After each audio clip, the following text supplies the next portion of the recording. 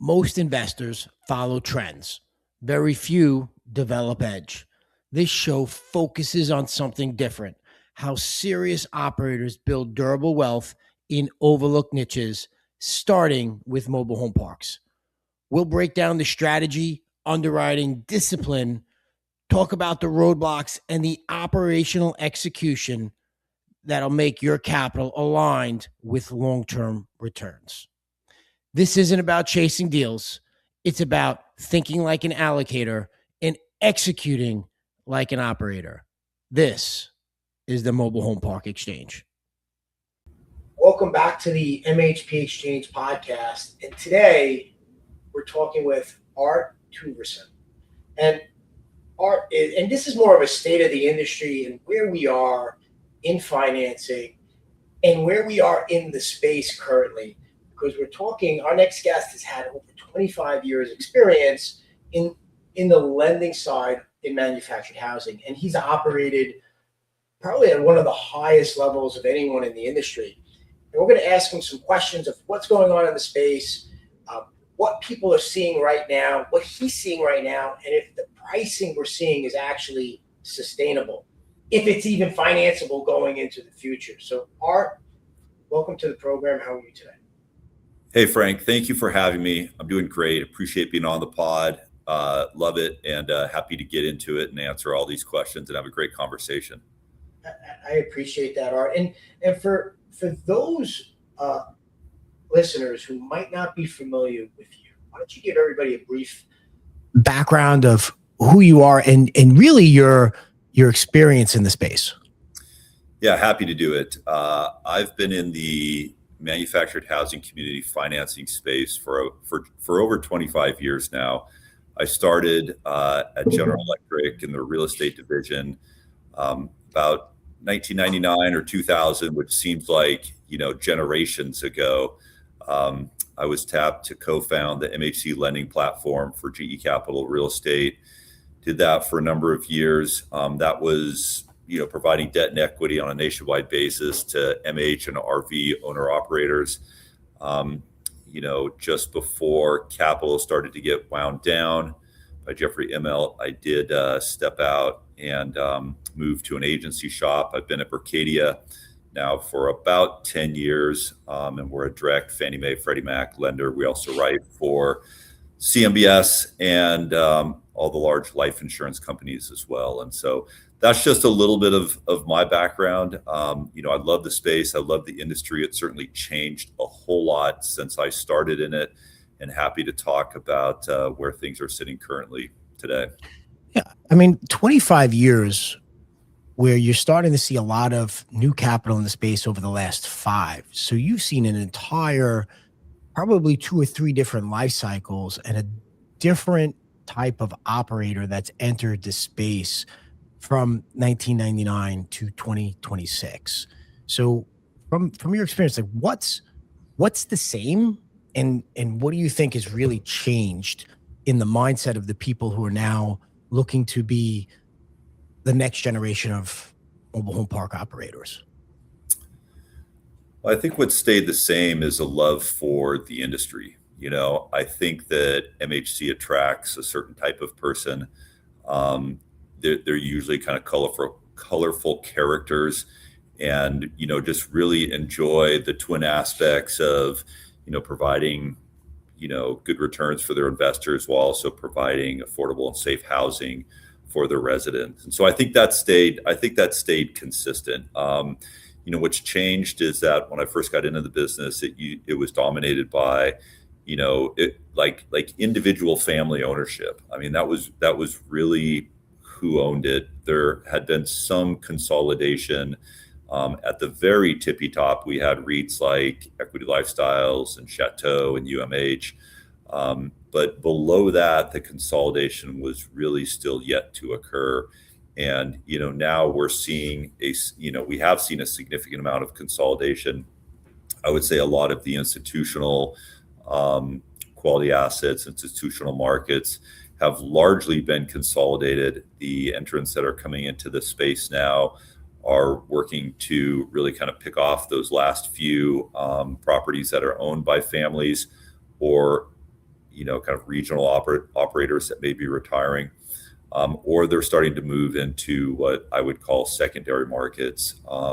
Still strong, good housing markets, but it's not going to be the, Southeast Florida, the Phoenix, Arizona, the, Southern California type of markets. Yeah, it's funny. You said a couple of things in there. Like one, and I will tell you that I think the operators in the space, even on the institutional side, if they're coming into the space, they definitely realize, or they're definitely a different breed than, say, Yep. maybe the multifamily space. I think you have to understand the nuances of this industry and how to build that community inside of the community, which I think separates it a little bit from traditional multifamily or even build to rent communities. Yeah, 100%. Yeah, there are nuances to this business. And like I said, it does take someone that really enjoys that aspect of it and actually providing housing, seeing new residents come in to the communities that are being infilled, and to start to make that house a home. I think that's really what separates, the operators that come into this space versus operators that are maybe in, self-storage, or other segments in the commercial real estate market. But one of the, I guess, as we've seen rates stay higher for longer, and I think that's, you've been in the cycle for 25 years. So we know that at post-COVID 2020 to 2022, where you have these artificially low rates where people got very used to that or comfortable with those numbers. But now rates have stayed higher for longer, and yet capital is still pouring into this space. Do you think, the pricing structure here breaks? I mean, we haven't really seen where we've seen in other real estate sectors where some pricing reconsiderations, prices have remained relatively stable. Do you think pricing remains the same? Do you think the rates eventually move pricing down? Like, what are you seeing out there currently? Yeah, that's a fabulous question. I hope that my thoughts stay coherent as I answer it, because there are a lot of things that I would like to touch on. The interesting part about where we are in the cycle right now, I work for Berkadia. It's probably 80% multifamily, mortgage bankers, and sales associates.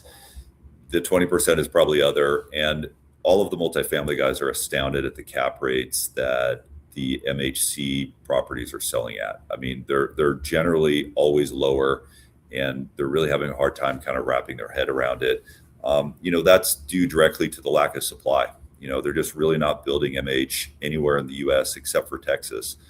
There may be some small expansions here or there. I know UMH is building, or Sun are building some communities, but in a large part, there really just isn't supply.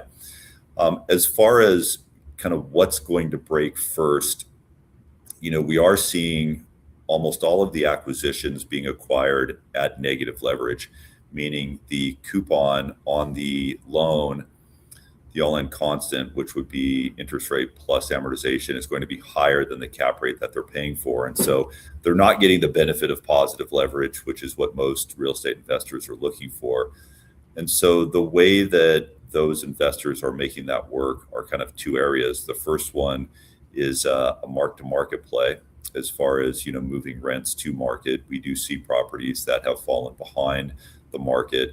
And when I say market, Frank, you can kind of look at the competitive set within the MHC sector and say, hey, our rents are X, and the three properties in a 5-mile radius may be X plus 5, 10, or 20%.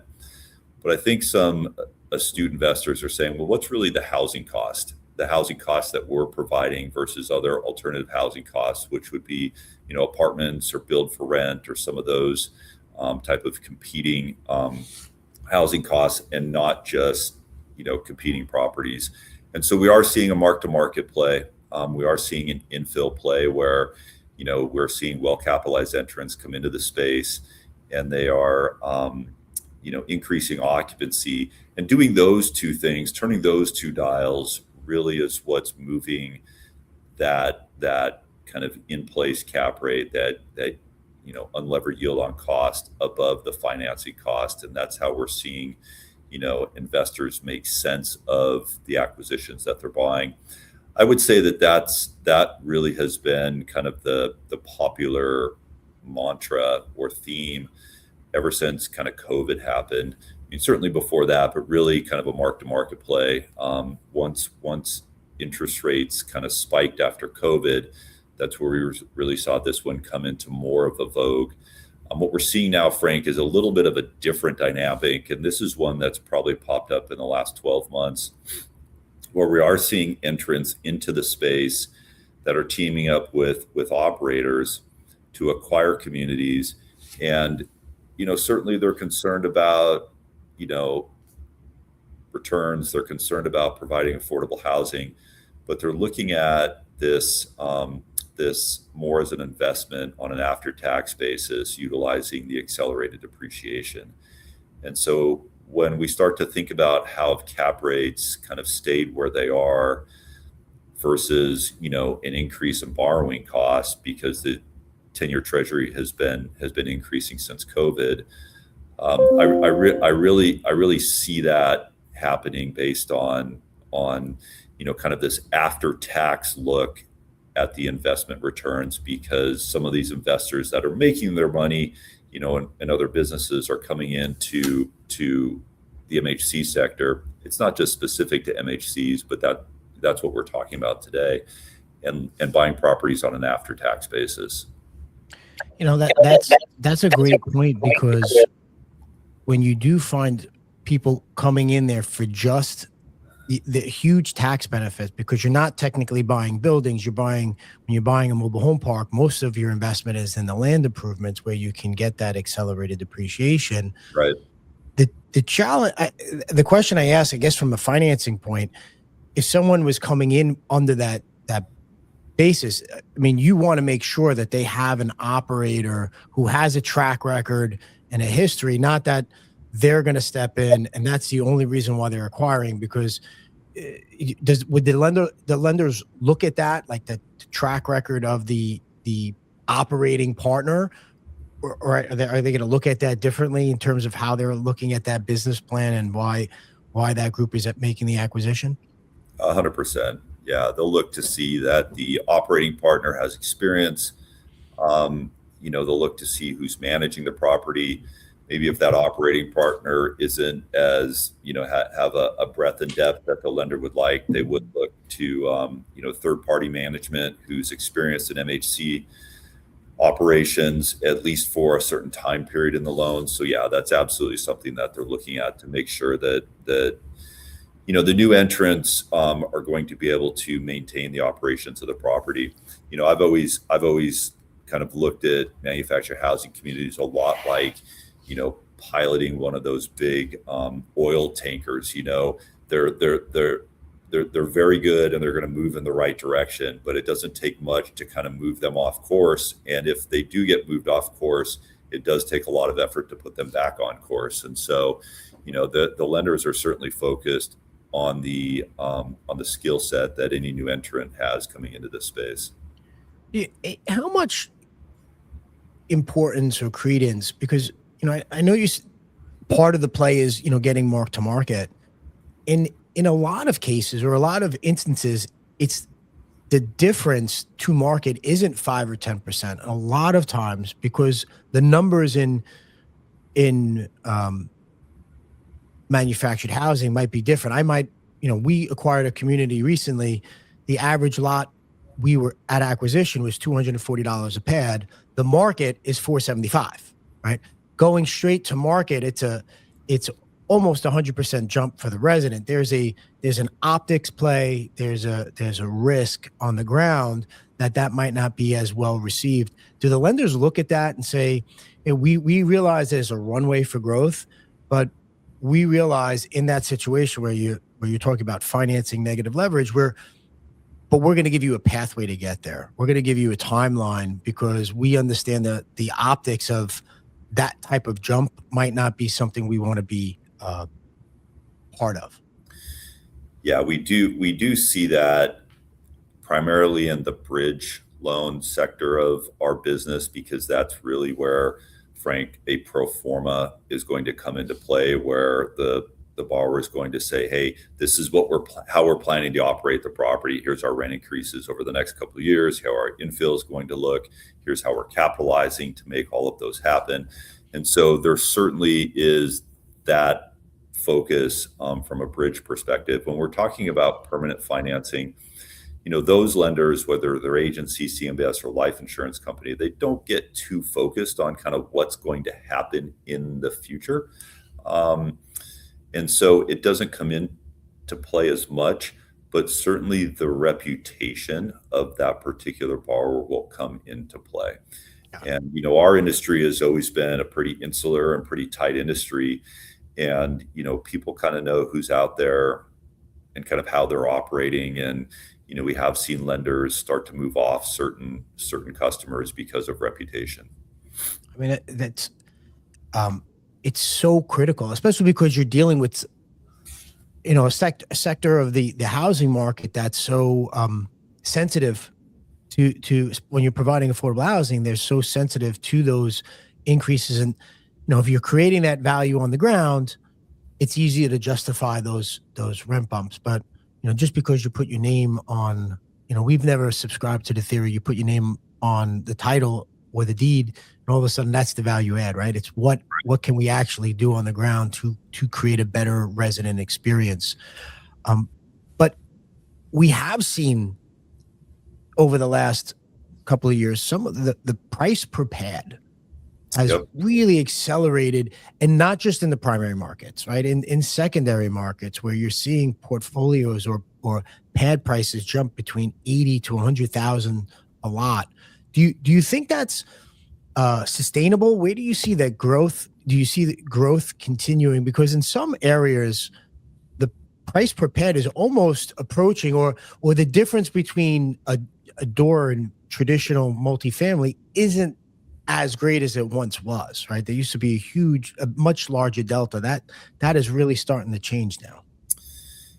Yeah, you're 100% right. It kind of seems like $100,000 a site is kind of the new level set for, kind of most markets.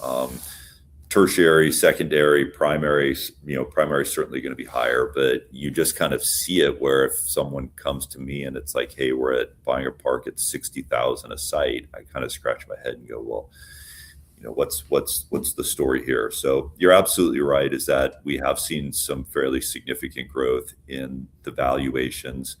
I think that's a function of kind of some of the overhang from COVID, where we saw cap rates dip pretty low. And then to kind of maintain those values, a lot of operators were doing, CPI plus or CPI plus type of rent increases. And so, yeah, that's kind of what we're seeing in the market. I would echo exactly what you're saying. As far as being able to maintain that level of pricing, that's a good question. I've kind of been in this industry for a long time. I can only think of kind of two downward cycles in the industry where we really saw kind of, headwinds or negative growth in our industry. And we did see valuations reset. And is that going to happen in the future? It's really tough to know. The two times I'm thinking of were, kind of in the early 2000s with the Conseco Green Tree days, when the MHC sector had its subprime, I'll call it just kind of the subprime reset, with a lot of repossessions of the homes. And then the other was during the Great Recession. Could there be some exogenous event or macroeconomic event in the future that impacts those valuations? I think the answer is yes, there could be. And is it likely? I would say yes, it's likely. It just seems like the underpinnings of the economy, in my opinion, just seem a little more tenuous than maybe they did, 10 or 20 years ago. But right now, I'm not seeing anything out there that really says, hey, there's storm clouds on the horizon and, it'd be a good time to be a seller. I'm not seeing that in our market right now. One of the the strange and obviously the idea of coming in, it's always talked about this being a hedge, like getting into investing or having part of your portfolio into manufactured housing or mobile home park investing is that it's a hedge when times get a little bit more challenging.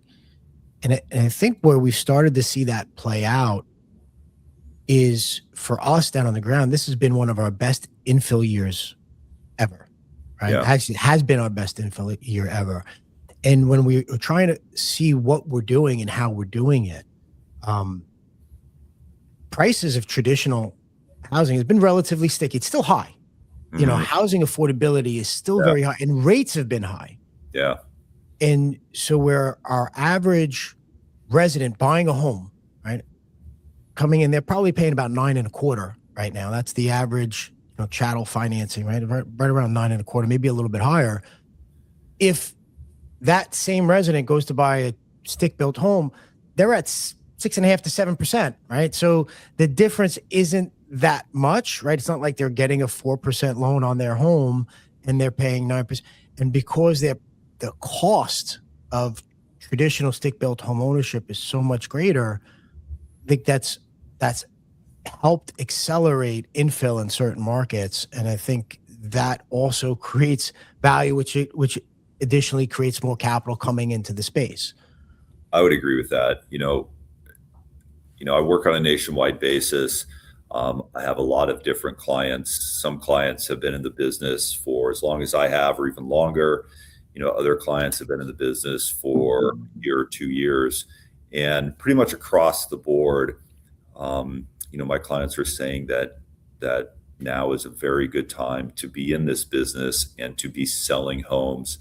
I was at a meeting with a client 2 days ago in Chicago, and he said that he really finds it amazing that for the last 2 or 3 or 4 years, the level of home sales have been very, very strong, and also the level of park-owned home conversions to resident-owned homes has been very strong as well. He owns in the Midwest. He always thought that he's going to be bumping up against some of those lender constraints as far as the number of park-owned homes they can have in a community. And they've really been selling down and selling through a lot of their inventory. And so you're exactly right. What you're seeing in your book, or at least what you're seeing talking to other operators, is consistent with what I'm hearing as well, is that, home sales have been, very, very strong for the last couple, 3 or 4 years. Recently, and one of the challenges that we've had, I think historically in home sales, is that there's very few options in chattel financing, right? Mm-hmm. So it's kind of a constrained market. Rates of obviously are going to be higher than they were if you were getting traditional financing. The 21st Century Road to Housing Act just passed, and I know that there's some levers in there regarding chattel financing that might open up some options for consumers. I mean, where do you see the impact for the manufactured housing space inside of that bill? What are you coaching your clients on? Where do you think the opportunity is there, if there's any, in that bill that was just passed? Yeah, Frank, I would be kind of stepping out into an area that I'm not as familiar with or knowledgeable in kind of this part of the discussion. Certainly I think any time that the federal, state, or local governments can encourage either a reduction in regulation or, incentives to the affordable housing sector, I think it's going to be good for our business. I've not heard of any kind of direct improvements with, kind of the number of chattel lenders coming into the space or staying in the space, or any type of, greater liquidity or lower borrowing costs. But I think any time that you can get the focus of the government to, find ways to turn dials to improve the marketability, the affordability, and the sustainability of our business, I think it's going to be better. One of the things that I've tried to do within the last 10 years is have conversations with Fannie Mae and Freddie Mac about providing chattel financing in conjunction with community financing to the property owners. Had a lot of conversations, have not seen anything rolled out yet officially. Fannie Mae did try to kind of dabble in that space for a very brief time. But that's something that I'll continue to talk to those lenders about, because I think there is a need and I think there is a market there. It's really just kind of getting them to be able to put multifamily and single family together to try to make a product that works for us. And so that's where I think I would say I would really see a lot of benefit to our business. But heretofore it's just been conversations and nothing concrete. Got it. Art, there was, and during that period of 2020, 2021, 2022, a lot of debt was placed, Yep. not only in manufactured housing, but across commercial real estate. And there's been a lot of talk about that maturity wall that we were bumped up against. And I know for the past, 18, 24 months, the focus has been on office, right? And some markets, office has gotten absolutely decimated. And, when it came to multifamily, it was kind of like extend and pretend and push it out. And we're starting to see some of the rippling effects of that now. We've heard of some sponsors having some issues, and now it's all coming to the forefront, especially in multifamily. There's been a couple of, bigger issues with some sponsors and syndicators recently. Do you see anything like that on the horizon in manufactured housing? Do you think that it's a little bit more insulated? Are you starting to see some of those rumblings here where those refinancing that are taking place and some challenges that might be, ahead for some sponsors? Frank, that's an astute question. I was firmly in the camp that there was going to be dislocation in our industry. In COVID. Art, me too. I mean, I completely expected the bottom to drop out more than it, and it's stayed very stable. Yeah. During COVID, I would say my book of business was probably 90% fixed rate, maybe 10% floating rate. There were other buyers out there that were buying properties at very low cap rates and coming in with floating rate debt to try to make those numbers work, to try to get positive leverage. So I was expecting more dislocation. I didn't think it was going to be kind of a market dislocation, but more of an operator specific dislocation, where we'd start to see some of the operators that really relied on floating rate debt start to see some struggles. I think during kind of the initial run up in treasuries and run up in SOFR, they were protected because all of the bridge lenders did require interest rate caps. And really what I saw was in 2024 and 2025, Frank, a lot of those floating rate loans that were put on during 2021 and 22 that were 3-year term loans with 2 1-year extensions, that those guys did pop out and were able to refinance. I would say about maybe 25% of those were able to refi that floating rate loan with a fixed rate loan through the agencies. And about 75% of them were able to refinance those loans through CMBS. At that time in 24 and 25, the CMBS lenders were able to provide greater leverage. Were a little less discerning on maybe occupancy or market, and they were quoting and closing loans, 5-year loans on full term interest only. And so that constant was staying low throughout the term of the 5-year loan. And we did a lot of CMBS business in 2024 and 25. We're doing some now, but not to the levels that we were those 2 years. And those 2 years were very specific with COVID era acquisitions acquired with floating rate.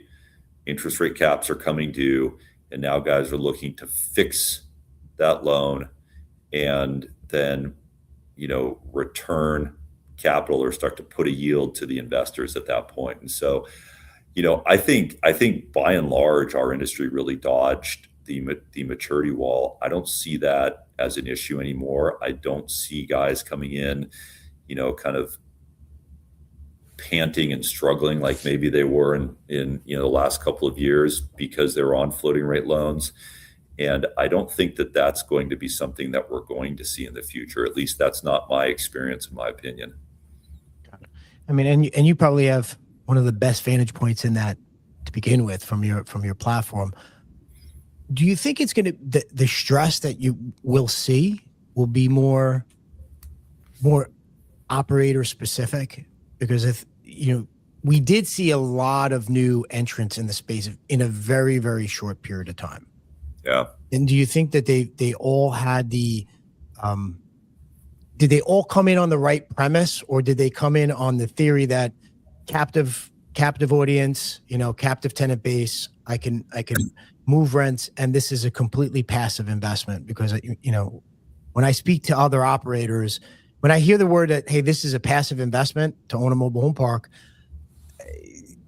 it's only passive if you're on the sideline. If you're operating a mobile home park, there's nothing passive about it. Yeah, I would say that's a complete misnomer, that it's a passive investment. Maybe historically it was, but with the level of political focus in the industry, you just really can't take your eye off the ball. Plus, there really are some shifting economic, winds or currents that are occurring right now. Certainly with the level of inflation that we've seen over the last couple of years, certainly with AI. And so, staying focused on your residents and your rent roll and the affordability of your rents is something that, is much more necessary now. I think as far as future dislocation, Frank, I guess you're kind of asking my opinion, and I would say this: if the financial and economic markets stay relatively flat, there might be some, minor volatility or modulation, and maybe there's, some, like we saw today, some job losses, some increase in unemployment. Rates might go up, they might go down slightly, but if they stay relatively flat, I don't think we're going to see that type of dislocation. I think if there gets to be a deeper recession, I think if rates, for whatever reason, move higher than they are today, I think if we start to see some financial or macroeconomic stress in the market, we are going to see some of the operators that maybe don't have the experience, don't have the capital, or maybe have been kind of treating it more as a passive investment start to shake out. I think that's where we'd start to see it, rather than, just, hey, the business plan didn't work and so now they're selling. So you think, outside of that, something that's just obviously would be impact more than just the manufactured housing space. You're looking at, if you looked out to the next 18 months, is there something that, an operator should be looking at, or an investor in this space should really be concerned about, or disruption that you see that could happen, that will set them apart, set operators apart? Is it AI? Is it something that that they should be really honed in on? I mean, I'm not in the operations as much, so I'm going to be speaking a little bit out of turn, but I think that, affordability is going to be a big factor. I could see an issue, or I could see a scenario where, rents start to move beyond the affordability of the residents. It might look perfect on a spreadsheet. It might look great when you start to look at other comps and percentages, but kind of real life, boots on the ground, I could see where it might move, rents might move beyond that, where you start to see an increase in concessions, credit loss, and vacancy driven solely by, rents kind of outpacing market. I think that's one risk we can see. I think that's a great point, Art, because I think what you just said, there's so many times that you see things might look great on a spreadsheet, but the operating reality on the ground could be something else, right? Something different. Without having that kind of blending both worlds, it's just perfect plan on paper could be a disaster in real life. So you have to have both of that to make sure that the operational reality meets the pro forma. Yeah, and I can give you a real life example of that. I was talking with a customer yesterday. Actually, we were having breakfast. He owns a park. It's a couple miles from a large Amazon distribution warehouse that was coming in, huge, bringing in hundreds of employees. And he thought, hey, this is going to be great. And when they went and spoke to the HR director for that particular facility, the wages that they are paying, and I'm not disparaging Amazon, I'm just kind of giving this as a direct example, the wages that they were paying would not be sufficient to afford affordable housing in the market, not just a manufactured home, but even an apartment or an alternative form of housing. And so, I think that is a real friction point that we could see, where the level of rents start to outpace what, some of the employers are offering. And I think kind of caught in the middle of those two friction points is just the inflation that we're all experiencing with food, with gas, and just some of the expenses that, we kind of are going, wow, when did that get so expensive, when we still remember kind of how much it cost pre-COVID. So I think that's kind of one risk, Frank. I think another risk certainly is political risk. I think that's out there, and it might not impact the occupancy and operations of a property, but it certainly could impact what the investors were expecting to receive on their investment in terms of their return.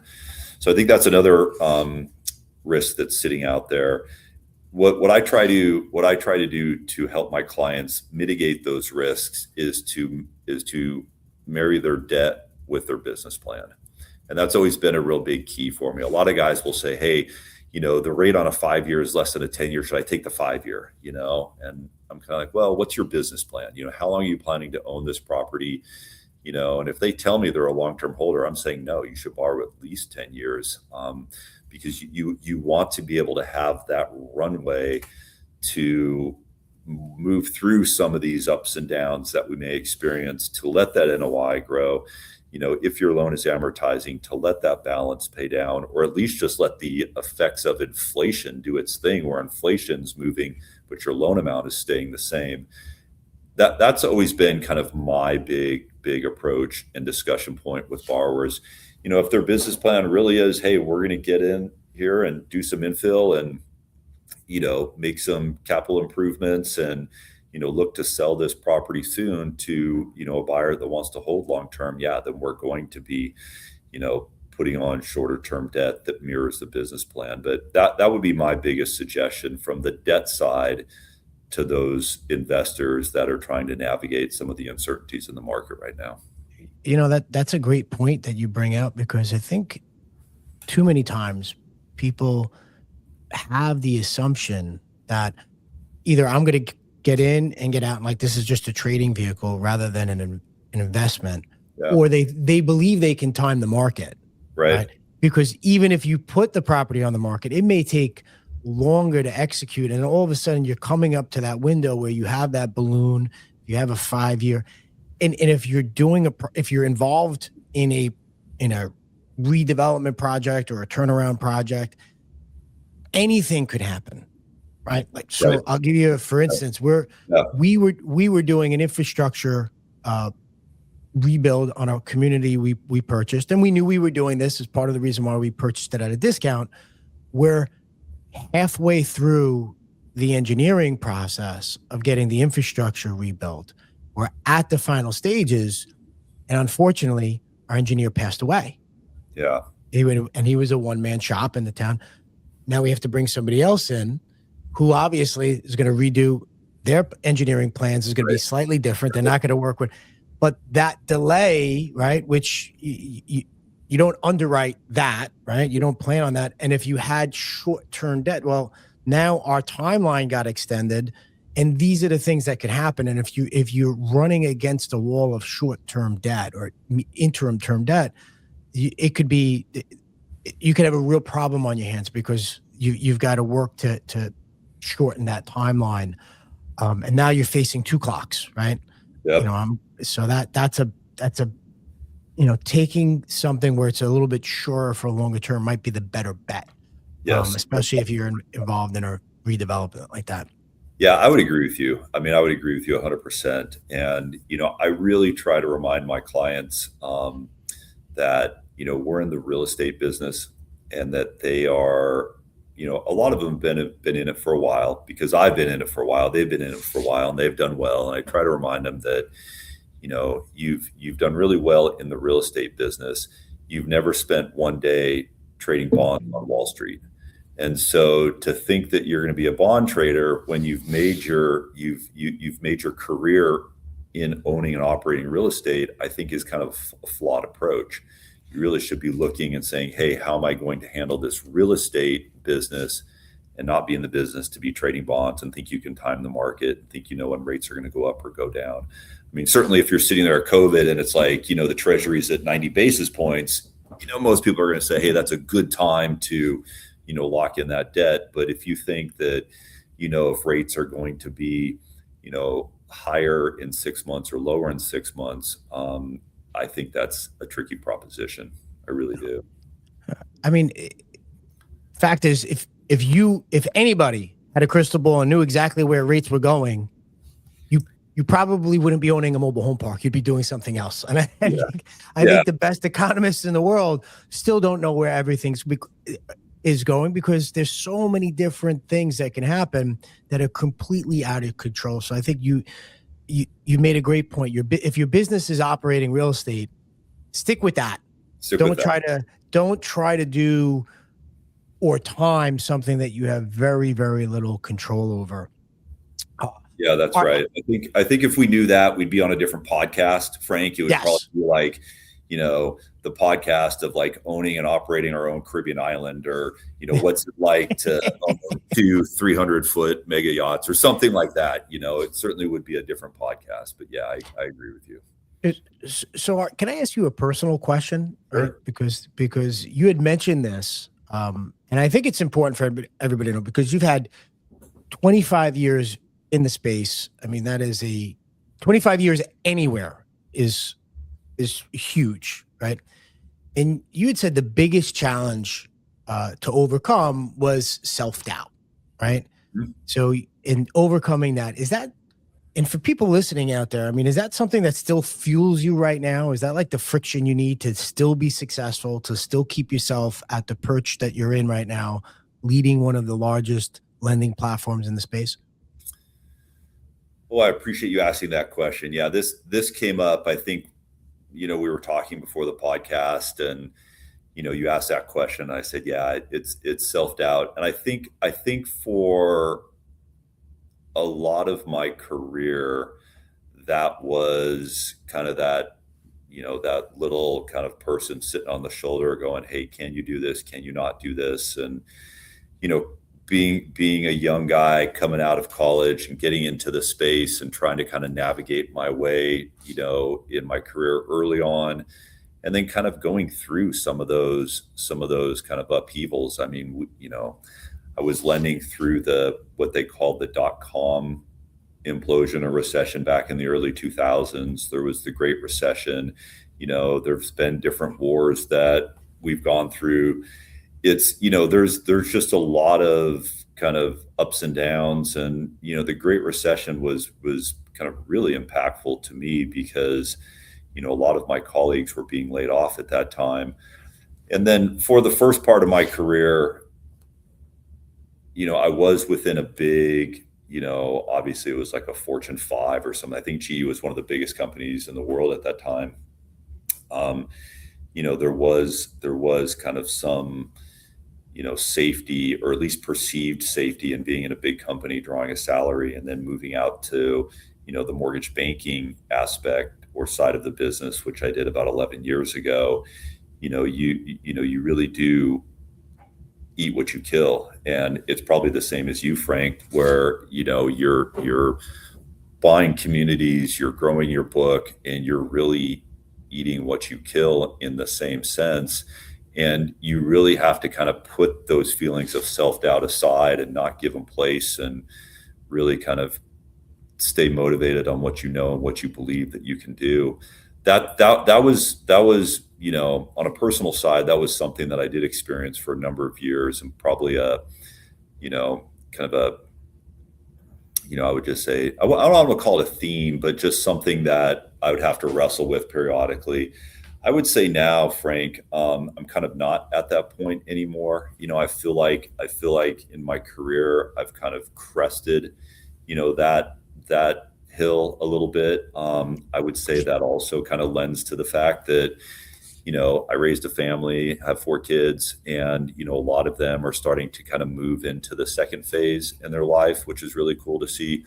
And so what really drives me now isn't so much kind of, hey, it really isn't like, hey, I got to climb this mountain and can I push myself to get to the top of the mountain? What really drives me now is that I find I'm working with a lot of friends. I find that I've have clients that, I've been with for 5, 10, 20, 25 years, and they've just become friends. And we're kind of going through a lot of different life events together, whether it's, kids graduating or retiring, or, kind of whatever that event might be, weddings. And it's really just fun now for me to be able to work with those clients and, to help them to continue to provide for their families, because that's a lot of what I do, is to, provide capital for them to either initially execute on their business plan or to crystallize their business plan. And now it's just fun to see those events happen and to be able to help them continue on their journey in growing their business and their families. And so that's really been the main driver for me, probably for about the last, 5 years or so, is just enjoying that aspect of the business. That's great, because the longer you do, you're in that space, and then you get to select who you get to a point where you get to select who you work with, because you could be that exclusive, and that only happens from the consistency. Because listen, and I'm sure you're very much the same in your early in your career. When that phone rang, it didn't matter who it was. You were going to try to figure it out, because Right. you don't have that book of business to go through. And then as time goes through, you can be a little bit more selective. You see what works for you, and that just that's that confidence curve that you start building on. But it's remarkable, from being in the space for 25 years and probably seeing all the changes that you have. And this has been a great conversation, Art, and I really appreciate the time. If anybody has or wants to find out more information about you, products that you have, or your insight on the marketplace, where would they be able to reach out to you, Art, or find out more about you and Berkadia? Berkadia has a website, berkadia.com. I'm sure just a quick Google search of Berkadia and, my name is going to pop up, contact information. And, that's an easy way to access me. I joke with my clients that I'm always on vacation and I'm always working. And so, my cell phone is the way to get a hold of me, and I'm pretty much always answering it. And it doesn't matter if I'm sitting in the office or I'm in, Park City or wherever it might be in the world. If I'm traveling to Chicago or to Florida, I really try to make myself available to, help anyone, in the business. Frank, you talked a little bit about self-selecting your clients. There is a little bit of that, but really the self-selection isn't so much, if I've known them for a long time or if they're just coming into the business. A lot of it becomes, what's your business plan? What's your model? And I definitely self-select guys that are in the business to, come in and, double rents over 2 years or 3 years and not really care about the residents. I get there's the balance for the investor returns, and I don't begrudge anyone for making money.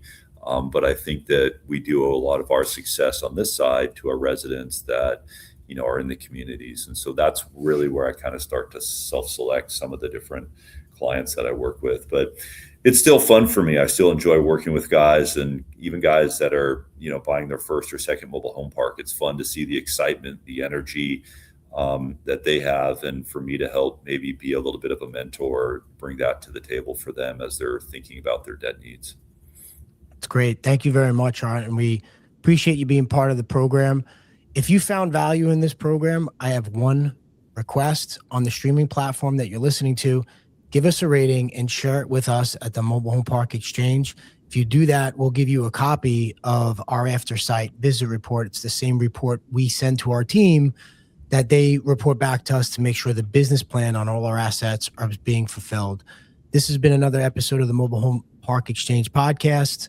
Until next time, everyone, happy investing.